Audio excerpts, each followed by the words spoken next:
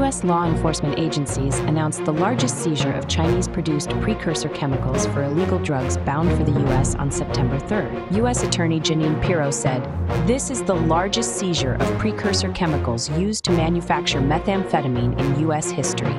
China was sending over 700,000 pounds on the high seas to the Sinaloa cartel before my office seized them. Pirro also said that law enforcement could strike faster and hit harder because U.S. President Donald Trump had declared the Mexican Sinaloa cartel, whose former leader, El Mayo Zambada Garcia, pleaded guilty to drug charges on August 25th, a foreign terrorist organization.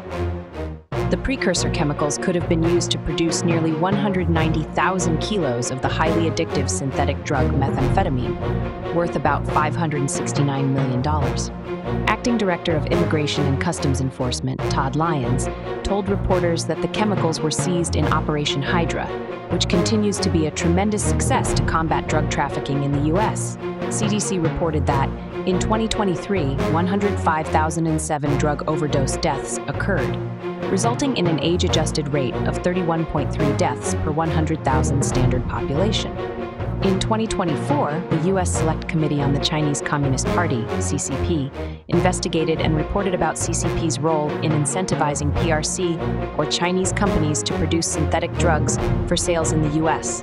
The website reported, "The Select Committee found a PRC government website detailing the CCP subsidies for the exports of all fentanyl types, as well as other synthetic drugs, with the maximum rebate. These drugs are illegal to produce in China, meaning that the CCP is currently sponsoring a criminal act under its own laws that subsidizes the death and addiction of Americans."